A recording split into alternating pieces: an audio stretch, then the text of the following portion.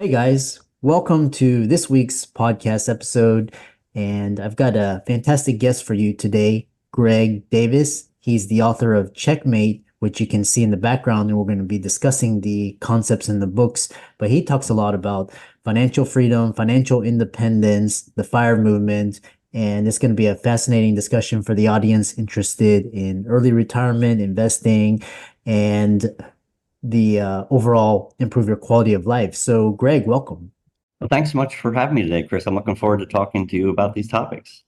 Yeah, I know we had connected through Podmatch and talk Mhm. about how you got started, what made you to write your book, and what you're doing now and helping clients.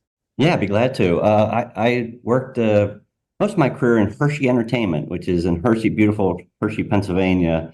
So I had 33 years of industry experience, most of those in Hershey. And then I went out and kind of did a career change, which I talk about in the book, and went into academia for 7 years, where I taught at the University of Illinois in Urbana-Champaign, and I taught the wonderful world of accounting to those students. And then I retired, quite honestly, at age 61. My wife retired at 50. She was a medical practitioner, the pathologist. So we took the early retirement and came back to Pennsylvania, and I'm now in Philadelphia. And one of the first things I had on my bucket list as a retiree, Chris, was to write a book. And that's where Checkmate evolved. And just so people know, even though the title is very deceiving, it's not really a book about chess. I just use chess analogies throughout the book to kind of hammer the points home. And right now, I'm also writing as a freelance writer for a website called Physicians on Fire, which is all about retiring early and enjoying that retirement time frame. Yeah, and I love that. And like I said, you're the typical bread and butter guest for the audience because the audience is interested in, you know, better quality of life, controlling their time, their income, controlling where they live, freedom, who they work for. And so you've achieved that and you're helping others. So kudos to you. Yeah.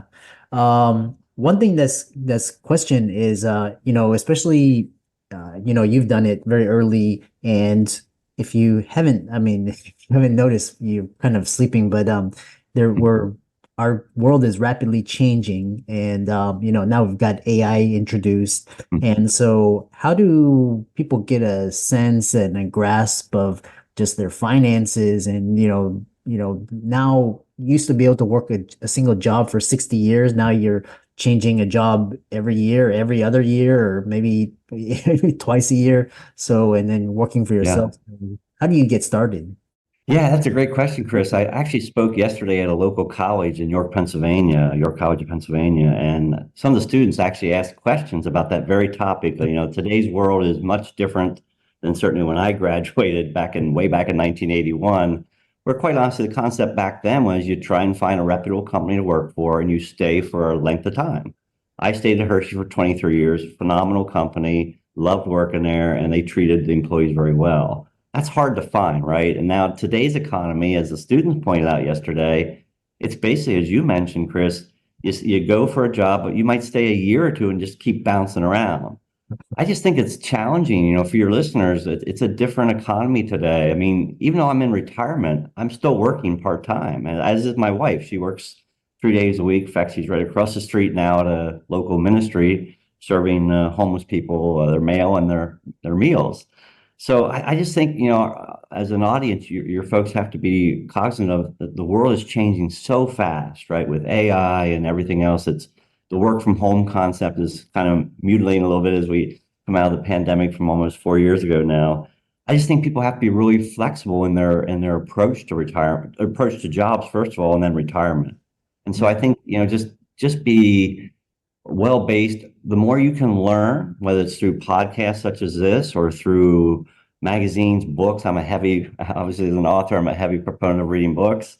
I think there's so much out there to learn in today's world that enhances your ability to get that next job that might be better than where you were previously. So just be prepared. Yeah. Yeah. So, like I said, it's once you kind of open your eyes and understand that the world is changing. For me, it was 2002, and then for others, maybe have been, 2020. Mhm. And talking to younger generation, they get it. They understand this, what we're talking about. It's kind of the older Gen X and, that are kind of have to change their beliefs and their mindset. So you talk about this importance of lifelong learning and how it Mm. applies to career transitions. So what insights can you offer on navigating career transitions and the importance of lifelong learning? Yeah, first of all, in lifelong learning, Chris, I think that's a very critical element to success of anybody in today's world. We actually talked about this a little bit in our classroom discussion yesterday. First of all, to your point, I had students who were absolutely shocked that I was at a company for 23 years, right? That just didn't seem like that made any sense. Why would you do that? And so I talked through that a little bit, but I think the lifelong learning concept is something we discussed yesterday in the classroom of, a lot of students feel, and I think I probably did when I was in my 20s, when I graduate from college, I'm done with schooling, right? And that's just not the way it works. I mean, in this world of fast moving information, it changes every day. We need to keep learning. In fact, when I wrote the book back in 2022, I started in my classroom, there was 95 people wanting to be authors. I was like in the middle of the pack as far as age. There was people from their 30s all the way up to their 80s. And there's a lot to learn. So I think it's important, first of all, in this economy to be very well-rounded. And I think that's where, the education comes into play, through podcasts such as yours, Chris, through books such as Checkmate that we'll talk about, and also all the online sources are out there today. I think there's so much to gather in. It's almost overwhelming for people, quite honestly, right? So I guess my best advice is just kind of learn what I think, find your passion. And that's hard to do. I talk about this just in the classroom. It's hard to do in your 20s and 30s to find out what your passion is. Mine was working for a company such as Hershey that had a mission that was giving all their profits to an underprivileged school funding, which is the Milton Hershey School. And then for me, my personal mission was to share my knowledge with others. That's why I went into teaching. So I think you got to find your mission, work hard, and then also keep that education base going even into your 50s, 60s, and 70s, because the world's changing so fast, we need to keep up with it in some extent. Yeah, I love that. Talking about traditional ideals, and we talked about, for example, these ideas of retirement, and these concepts are being upended. For example, when I was a kid, my grandparents were saying Social Security is going to be there to take care of you. And now it may pay for gas or whatever. And then my parents, they were saying a stable job, a pension. I don't think pensions even I mean, and then now people are saying 401k, and then your 3% withdrawal on a million is 30K. That's not enough to, that's almost that right above poverty line.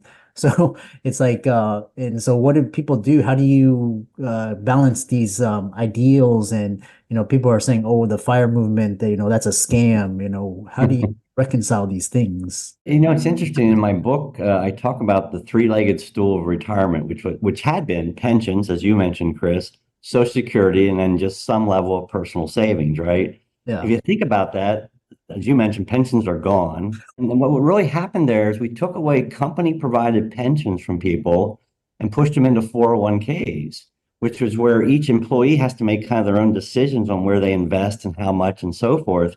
And, I talk about this in the book. It's kind of a shame in America, but we aren't really well educated in the personal finance realm, right? I was never taught that in school. The class I went to yesterday was a personal finance course, which is an elective course at this college. And these students, it was 33 students yesterday. They were absorbing this information like it was, golden to them. And I love that. I mean, I wish I had had a course like that. So I think we got put into a really weird situation as American employees where all the investing kind of fell on our shoulders and we weren't well versed to do that. So, I think it's important to understand that personal finance is a challenge for a lot of people. And a lot of people I know don't even like to talk about money, right? And I discussed a topic in my book called money dates, because my wife's one of those people. She's a retired pathologist, hates talking money and finances. So we do something once a month called a money date, where Uh, we go out to a local restaurant, have a nice bottle of wine, and unfortunately for her, I get to share like where we are with our financial goals as we headed into retirement. Now that we're in retirement, how we're doing to like a monthly budget. And so those are a little bit painful, but the wine and the nice dinner makes that feel a little bit more pleasurable, right? So the money dates is something I think I've even seen in Wall Street Journal. People are kind of experimenting with that across the country. Talking to a lot of people, these money lessons and these money habits are actually a lot of times formed around conversations at the dinner table. So like money is it's oxygen. It's kind of how we exchange value and Right. how we provide for ourselves. So if you don't talk about money, it's like kind of you're almost I don't know what you're just flying blind or it's hard to. Right. It's a great point. I mean, we don't like to talk about it, but as you said, it's kind of the main thing that drives a lot of our where we go in life, what we do as a job. It's a lot of it's money driven. So kind of transitioning because you've done this, so balancing professional and personal life, and you've managed to excel in both areas. What strategies have you found most effective for maintaining this balance, and how can others apply these lessons to their own lives? Sure. Great question, Chris. We talked about this a little bit in my classroom yesterday. Is one of the students had a great question on work-life balance because I share in the book where I had an experience at Hershey. It was probably the toughest 2 years of my 23-year tenure there. I was interim chief financial officer for a period of like a year and a half or so. And was a really difficult time for the company. We were going through some divestitures. We had a horrible year in that 2011 that I was the CFO. And just I also had some personal issues where a good friend of mine who ran our amusement park operation died suddenly at age 48. So Mhm. those are really tough things you have to kind of manage, right? And I told the students yesterday, the work-life balance is something you have to keep in mind, no matter how busy you are, how stressed you are. For me, the way I got through that period that was so difficult for me, as I discussed in the book, was to kind of keep things that made me happy way up front in my totem pole, right? Family, my wife, going to family events, doing things I enjoy. We like to bicycle. We love going to baseball games. So as much as we all get busy and stressed, and boy, in this world, the negative news is prevalent every day. Anytime you turn on the news program, it's bad stuff, right? I just think we have to kind of keep those things that drive us, Chris, to being happy at the forefront of our mind. So for me, even though I was working in that 2 year stretch, maybe 65, 70 hour weeks, and certainly for people in the medical profession, that's not at all uncommon for you folks. Um, I just think that it's important to keep those key things. For me, it was exercise, spending time with my wife and family, and doing things I enjoyed, like going to baseball games and playing chess, which is kind of why I had a Checkmate name on my book. Yeah. Yeah, I love the game. And also in today's society, we need more leaders and more accountability and adaptability. So you've led both academic, corporate settings, and how do you view the evolution of leadership in today's rapidly changing world? What skills do you think people need to adapt and thrive? Yeah, that's a really good question. I think leadership is key. I mean, that was the key to my success. And I never really thought of myself as a leader in my 30s and 40s, quite honestly, even though I was moving up the ranks within Hershey. But I think I had some really good mentors who, kind of shadowed over me in my early stages of my career and taught me the importance of being a good leader. And, I've read lots of books on it, and we've gone lots of courses on it as well. But I think the key is, you know, don't be the kind of the know-it-all leader, right? Absorb the people around you, absorb all the knowledge they have, because quite honestly, they're the experts in that department or in the classroom environment, what have you. And I just found that the best leaders are the ones that listen to you carefully and actually, kind of emulate the best leaders they've ever seen or worked under. And so for me, I was very lucky. I had two CEOs in particular. One in particular, it's in my book, Bill Simpson. He was chief executive officer at Hershey for a number of years. And I learned from him the power of, quite honestly, giving up duties to others, that delegation that we all struggle with. I mean, in my early part of my career, Chris, I'm not sure about yours, I had trouble delegating because I always thought I was the best one to do that task, right? But as I got up the ranks of Hershey and I learned from Bill and other mentors, the only way you're going to succeed in life is if you give up some things, right? Let them do it. And if they struggle a little bit, that's all right. That's the learning process for your employees. But that also makes you more valuable as a leader because you keep moving up the ranks of the company and providing more services. And it also promotes those people who work for you. And that's really the key to a good leader, in my opinion, is there's nothing more that I've enjoyed in my life than having somebody that I maybe have hired in their 20s and now they're a senior leader within the organization at Hershey or elsewhere. So I think that leadership is really a critical component to being successful in the business or academic world. Yeah, yeah. So well said. And kind of ending it on a high note, your book explores the pursuit of happiness and share your perspective on defining and achieving happiness. You seem like a very self-actualized individuals, and how can individuals practically approach this in their daily lives? Yeah, you know, it's funny. I've gotten some feedback when I went to book signings last year and even on podcasts this year that people think this is just kind of a sham. Like, how can he always be so happy? Well, I just think, Chris, as I talk about in my book, I came up from a very kind of a poor upbringing from a family perspective. We Mm. grew up on a farm in a very rural part of Pennsylvania. And I was just very fortunate to have siblings I was the youngest of five. And so I was very fortunate to have siblings who were really hard workers. And I learned really at an early age, being on a farm, that hard work is what gets you to, attain success. And I think happiness for me was making sure I was doing the things that I most enjoyed. And like I said earlier, for me, that was being around friends. I was very lucky to have met my wife in my 20s. She's 6 years younger than I, but she has been alongside me for 34 years. So, I think happiness is being around people you want to be around. That's friends and family. And then doing the things that are most enjoyable to you. And for me, sports is a very heavy part of my life. Here we are in March, and I love this month because it's March Madness with college basketball. So I think for me, happiness is being around the people you most want to be around and spending lots of time with them. For me, that is friends and family and my wife. And also doing the things that you most enjoy. And for me, as I said, that's sports related and doing things like playing chess. I just this year, I had taken a 45-year hiatus from playing live chess tournaments.